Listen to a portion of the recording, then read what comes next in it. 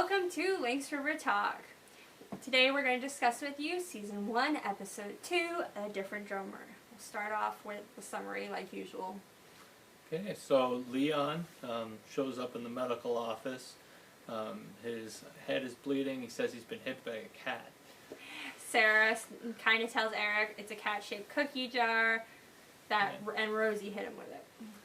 So yeah, Peter is in the detachment and he gets in Leon's face and he's kind of like, how much should the booze cost? You know, he wants to know. So, you know, he obviously thinks something's been going on. And he admits it's cost plus $1. And usually it's 4 times the price. So then Eric and Peter are kind of having a confrontation on the, is it a river? Yeah, I think it's right down by the river. Yeah. Over at Albert lowering the price of booze, which Peter is saying that Albert did it for Eric's welcoming and it's expected. So Eric's kind of like, if it was expected, why didn't you just tell me? And they have this huge confrontation over that, and Peter completely disagree. Yeah, Peter thinks they should have called a meeting, or Eric should have called a meeting. And yeah, so then Hannah is complaining about Michelle's job, says Joey's been teasing her and threatens to hit him, which we get also a taste that is something she does a lot. She has an issue with hitting people because from Michelle she says something like, what have I told you about hitting people? So yeah, we walk in on Eric. He's in a heated discussion with his divorce lawyer. Things aren't going very well with his divorce, obviously. And Eric is upset about how Michelle handled Rosie and Leon, thinks she was too soft, and takes over the investigation and questions Rosie, which leads her to telling him kind of what happened. Yeah, so apparently Leon drank a 26er. He took a swing at her. And then she kicked him out, so then she catches him drinking glycol.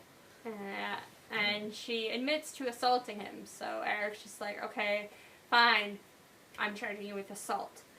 So well, not exactly, he doesn't say that, but he charges her with assault after that.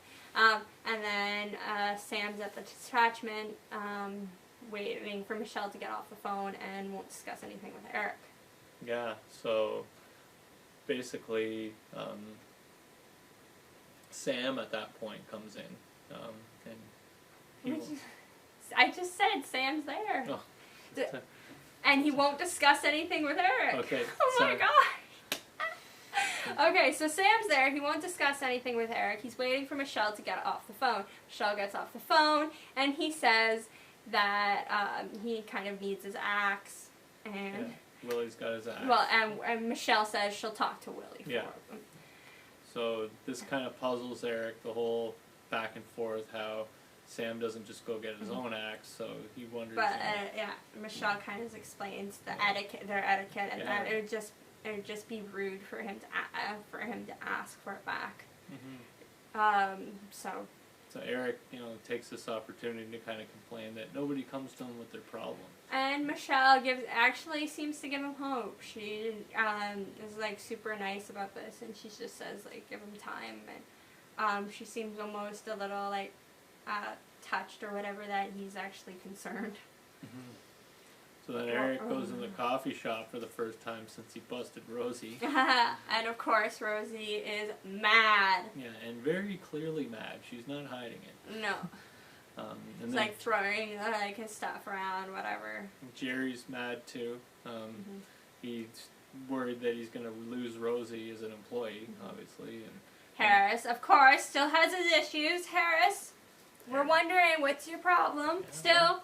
Why you got beef with Eric, man? Yes. So then he gives him the 3rd degree, says, it's not fair because Leon was drunk and Rosie's sober and she's going to jail. And so he gets Rosie to kind of get him some food. She says they're out, and then he gets them to get her something else, and she leaves a bone in a sandwich. And hilariously enough, he's still just drinking the coffee right after, though. Yeah. I mean, I just leave everything at that point, but... So yeah, Eric and Michelle raid Albert's house, and Michelle doesn't really take it seriously, even though I realized that for her and for in general, it wasn't really that serious of a situation. She knew nothing was going to come of it. She knew that there wasn't going to anything was going to happen about it, but that wasn't Eric's goal. We find out later that wasn't his goal. His goal was more to just basically rattle Albert's cage, and I think let him know that he wasn't just going to stand by. Yeah. So Eric gets them on the ground, and Albert shows him a copy of the charter signed by Pierre Trudeau. And we get a little backstory from Albert that he knew Pierre Trudeau, and that they went fishing and canoeing together and have discussed politics, or at least part of the charters. Yeah, in particular the section on illegal search and seizure. Which then Eric shows him the warrant he got from Jerry, and like tough luck, pal. And Eric and Michelle argue over the kind of what just happened.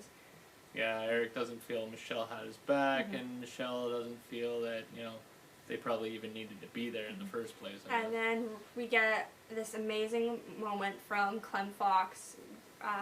Roland tells the town, kind of a small town backstory with the alcohol problems, and his very own personal backstory, which we find out he had 4 children who only 2 of them are still alive. 2 passed away in a fire.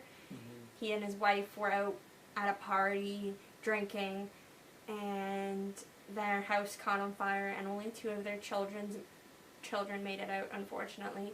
It was a beautiful moment. I definitely cried, and I'm almost crying again now discussing it. Yeah, it was sad. It was a very touching moment. So the judge arrives on the plane for the case. And Eric tries to apologize, but Peter won't accept it. And we get more info on Gord, which I am interested on your theories on. He's at this. He was hospitalized for 1 week and then sent home. Yeah, which is news to us. We didn't really catch that when we watched the show originally. So. And Rosie's trial begins. Yeah, so right at the beginning, Albert kind of tells Eric that he's sitting there watching, and then right after, coincidentally, a Mickey of booze falls out of Eric's pocket right in the middle of the courtroom they've set up in the band office. Leon won't testify. Yeah. Rosie threatens him. Yeah, so they start arguing in the middle of the court, which is pretty funny. People are laughing. Judge says Eric should have just put them in counseling, this shouldn't have gone to court or anything. Yeah, and Al Bishop comes in and tells the judge, he's the pilot, that they have to leave due to bad weather coming. Yeah. So at that point, the court's basically adjourned, and the judge more or less throws out the case and just orders that they enter mandatory counseling. Eric discovers Leon missing from the detachment, drinking shoe polish, and then Eric scolds Joe because Joe is leaving Leon's house with some of his things. And yeah, Eric almost fools Leon into telling him where the booze camp is. But didn't work because Leon was too afraid of the Golos. But it was very close. Yeah, well, he almost fools him, actually. Yeah. He actually almost fools him into telling him, because he's telling him, he'll get him some booze if he just tells him where to get it. And then it's just like, I can't. Kill me.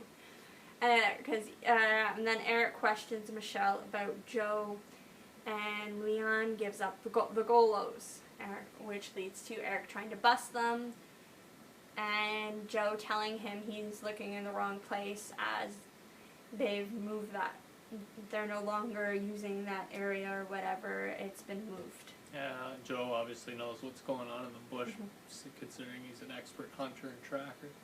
Yeah, it was quite the interesting situation there with him sneaking up on Eric. You're making a lot of noise. Yeah, and Eric taking Joe down.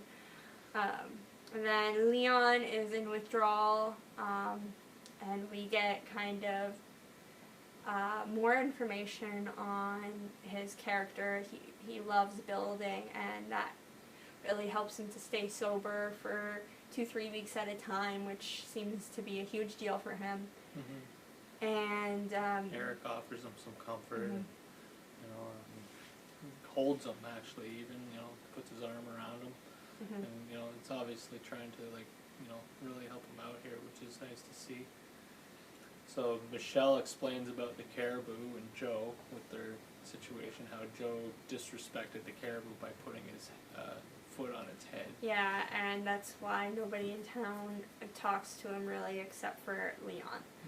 Mm-hmm. And we got Sarah counseling Leon and Rosie, Mm-hmm. which if Sarah didn't want to do, She's taking over for Ellen. Eric pushed it on her, forced it on her, because really Ellen's supposed to be doing it, Peter's wife, but she's out of town. Mm-hmm. So Rosie says she wants to be on sober, which just daunts Leon, as it's just not that easy for him. He obviously doesn't think he can become sober. He just seems like every time, if you bring it up for him, it just seems to make it worse. Mm-hmm. I don't know, it just seems to daunt him so much that it just, yeah. So, and Rosie says she doesn't love Leon Mm-hmm. Which, anymore. really obviously upsets Leon for obvious reasons. So then Eric and Michelle stake out the booze stash, and they actually bust Herbert and Walter. After a lot of waiting, and Michelle complaining about having to pee. Yeah.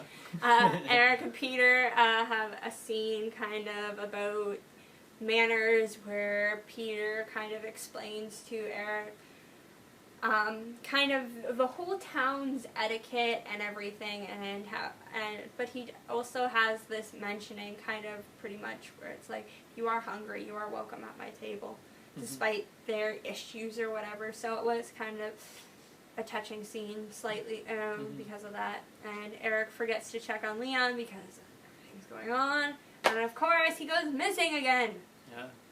So then Michelle tells Eric that the Golos think Leon told on them, Mm-hmm. which, I guess is kind of a warning that something could happen. Mm-hmm. And Rosie blames Eric for what she said to Leon. She just thinks, she kind of just starts crying. Mm-hmm. She didn't obviously want to tell him Mm-hmm. that she didn't love him or didn't mean it. Yeah, she's she was really just upset. Yeah, and then Eric finds Leon passed out from alcohol poisoning, and Sarah's pumped his stomach, but he's kind of passed out still, just on the hospital bed in really rough shape. And Rosie visits him and just breaks down crying. So we get this amazing, beautiful scene from the lovely Tina Bomberry. Yeah. Not only we get her gorgeous spitfireness from Rosie like usual, but there's this very powerful scene of her breaking down, and she does an amazing job with that scene. Mm-hmm. And it definitely makes you cry. I'm getting Great actress. very teary-eyed right now. So Eric visits Joe around his campfire. He says he busted the Golos. Thanks, Joe. But he also says, you're right, it doesn't really change much. It was pretty much just a parade. And he asked Joe if he could have a cookie. If he would mind if Yeah. he could had a cookie. And Just- Joe says he would actually mind. Yeah, so no cookie for Eric. And Joe asks if Leon's okay. Mm-hmm. He says he should be working on a drum. Yeah, he tells him to start on the drum, and the drum will make him better. And that is how we leave that. So, yes, we will start on our discussion topics. We will start with the discussion from our Facebook page. Uh-huh. So, how do you think Peter handled the situation with Eric and Albert? Do you think he should have warned them about Eric dropping the price of booze, or do you think Peter was Eric right? dropped the price of Or booze? sorry, Albert Albert dropping the price of booze, or do you think Peter was right and Eric should have called a meeting to address the community concerns?